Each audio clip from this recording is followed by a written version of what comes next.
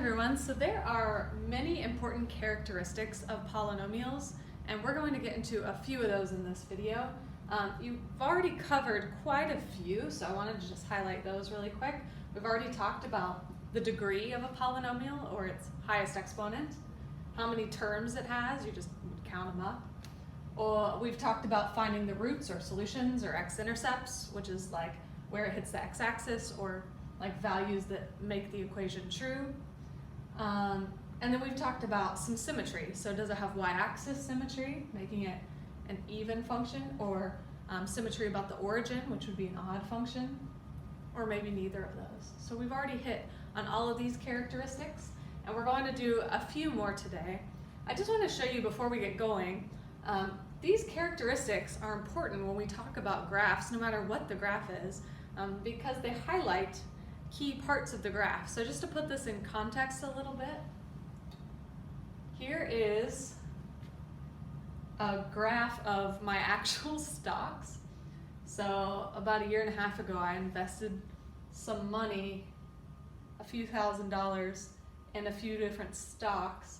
And so this is a graph for over the past year, and this is literally, like, this is true. This is a screenshot from my phone. So I forget exactly what I started at, 4,000 something. So I started here, and this is the past year. In the past year, my stocks have actually gone up 47%. It's because they're mostly in Amazon, and Amazon's doing very well right now. Okay, so you may notice this is kind of where I started off at, and if we were to like draw a line out from there, oh, that was a really bad straight line, but this tells you some important things, right? So if I'm ever below the line, that's important because that's when I had lost money. When I'm above the line, which is like above where I started, that's a good thing. So we would call that positive and negative parts of the graph. Or it's important to note when the graph is increasing or when the graph is decreasing. Right now, I'm doing a whole lot of increasing. You may notice right here, it decreased pretty bad. This was right around March, so if that tells you anything, that's when COVID hit. Also, the zeros, which is like where it hits the axis here, like here and here and here and here, each of those zeros would be like my break-even point, like when I got back to like what I started with. Or it might be important to note like maximum points and minimum points. What else?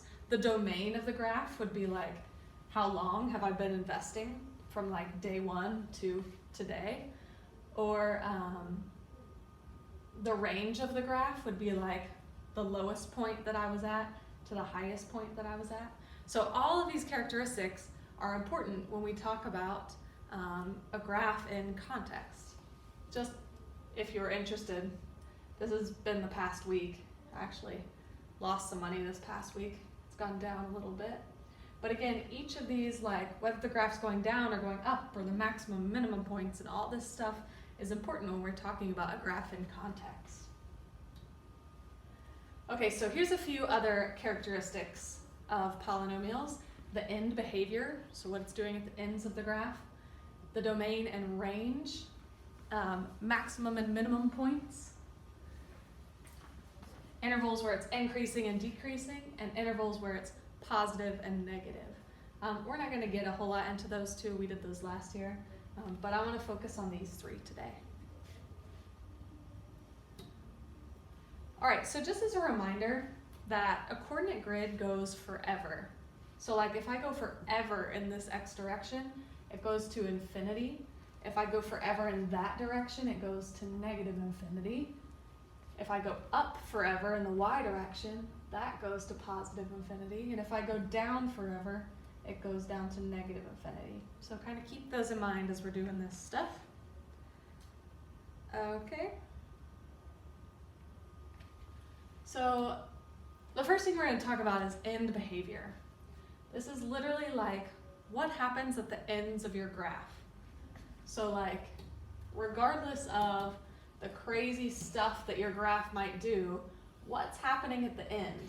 Like with my stocks, regardless of what's happening, is it going up at the end or is it going down at the end? Same thing on the left side, is it going up or is it going down? Or maybe if it's even like steadying out.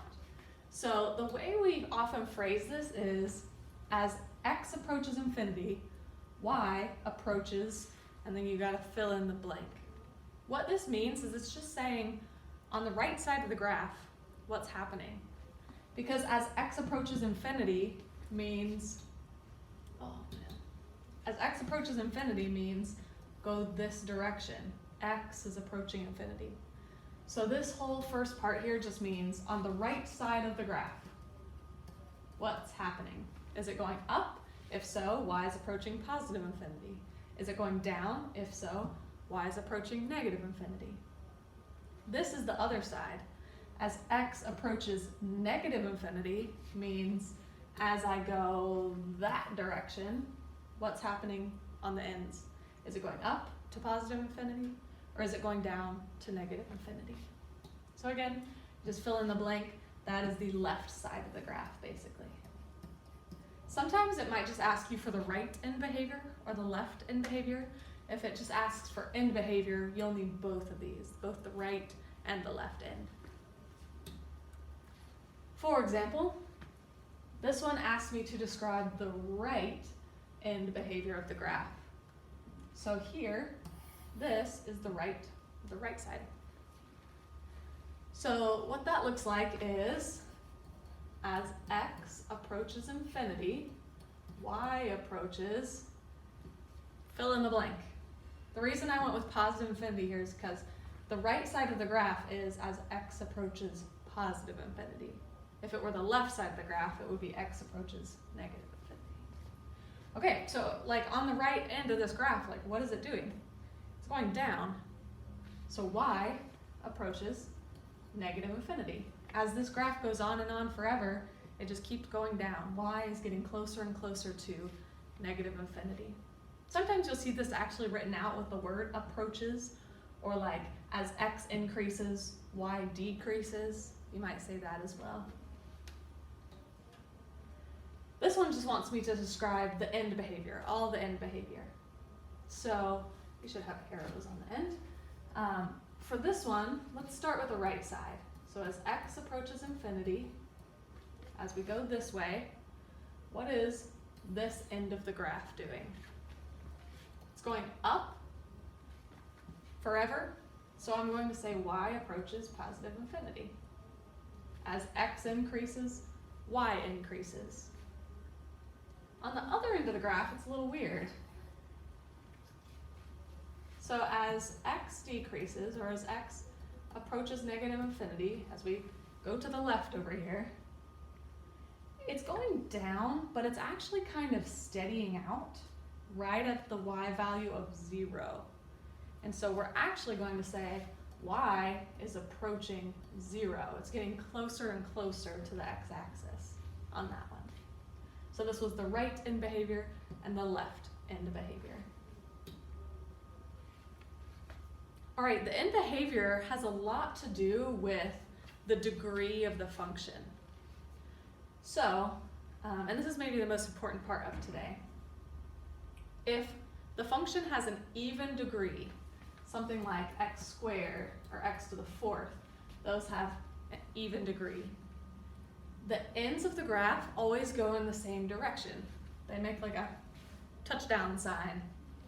Think about any parabola, the ends always go the same direction.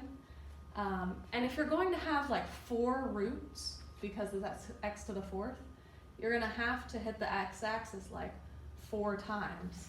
So like 1, 2, 3, 4. Because of that, the ends always end up going the same direction. Like this one would have 1, 2, 3, 4, 5, 6. This would be some sort of x to the 6th. So you can see all of these, there's crazy stuff in the middle, but the ends end up going the same direction. Whether that's both down or both up, they go the same direction. So if you ever see a graph like this, you automatically know it's gonna have an even degree. With odd degree functions, the ends always go in the opposite direction. I think of this as like doing the John Travolta little disco move. He was an odd guy, and These are odd degrees. By odd degree, I mean something like x cubed or x to the fifth or even just x to the first. See how these ends go in opposite directions? Same thing with these, they go in opposite directions, or it could look like this. That's a line, but the ends go opposite directions. So if you ever see a graph like this, you automatically know it has an odd degree. And that's because if you're just going to hit the x-axis an odd number of times, like something like 1, 2, 3 times, the ends have to go in opposite directions. Okay, so I just want to be clear with this. Just because the function has an odd degree does not necessarily make it an odd function. Remember, an odd function has to have symmetry about the origin. So for example, both of these have an odd degree, but only this one is an odd function because I could rotate it about the origin and get the same graph. This one, if I rotate it around the origin, I'm not going to get the same graph. So it has an odd degree. The highest exponent is odd, but it's not necessarily an odd function. I know it's a little confusing. Same thing with the even stuff. To be even, to be an even function, it's got to have symmetry across the y-axis. Like this one's an even function. This one's an even function because it has symmetry around the y-axis. Same with this one. But this one is not. This is not an even function because it doesn't have symmetry across the y-axis. It would still have an even degree, like its highest exponent would be even, but it's not a specifically even function. I know that's confusing. Here's the other thing we can tell about graphs. If the graph opens up, the leading coefficient is positive. Remember when we talked about transformations? Like if I have x squared, the graph looks like this. But if I put a negative in front, do you remember what that does? It flips the graph across the x-axis. So this is negative x squared and this is x squared. So basically, if the leading coefficient or the number in front is positive, the graph opens up. That applies to any even function. And if we're talking about odd degree functions, the ones where the ends go in opposite directions, instead of opening up, it's just going to go in a general up direction. Like imagine if I went from here to here, the slope would be going up. Like you should be going from this quadrant to this quadrant. If the leading coefficient is negative, everything flips. So instead of opening up, it would open down. Or if we're talking about an odd degree function, it would be generally sloped downwards. So it would go from like quadrant 2 to quadrant 4 here, kind of generally sloping down. So that tells us quite a bit about our graph. If I see a graph like this, I know it has an even degree because the ends go the same direction, and I know that the leading coefficient is negative because it's flipped upside down rather than ends going up. So let's try a few. Pause before each one and try them yourself. Do you think this one has an odd or an even degree? I kind of just spoiled that. It has an even degree because the ends go the same direction. This is not an even function, just has an even degree. It could be something like x squared, I don't know, plus 2x or something like that. That's probably not actually it, but this has, oh, it would be negative. This has an even degree, but it's not an even function. What about this one, odd or even degree? This one would be odd because it's doing the John Travolta. The ends are going opposite directions, so it's an odd degree function. On this one, would the leading coefficient be positive or negative? If it were positive, it would need to be sloping generally up. If it were negative, it needs to be coming down, and that is the case here. It's going from that quadrant 4. This is negative. Does this one have a positive or negative leading coefficient? On this one, it opens down, meaning it has a negative leading coefficient. This one opens up, so it's a positive leading coefficient. And this one doesn't open up or down, it's odd degree, but it's sloping up. It's sloping in the up direction from quadrant 3 to 1. So this is a positive leading coefficient. Think about if this were like a graph of my stocks, like would this be a good thing or would it be a bad thing? Am I going generally up or am I going generally down? If it's going up, it's a positive leading coefficient.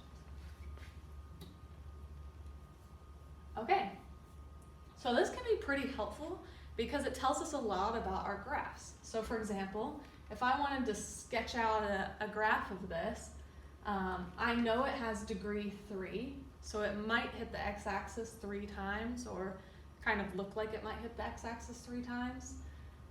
And since it has an odd degree, I know it's going to be doing a John Travolta, like the ends will go opposite directions. And the leading coefficient is a 1, which is positive.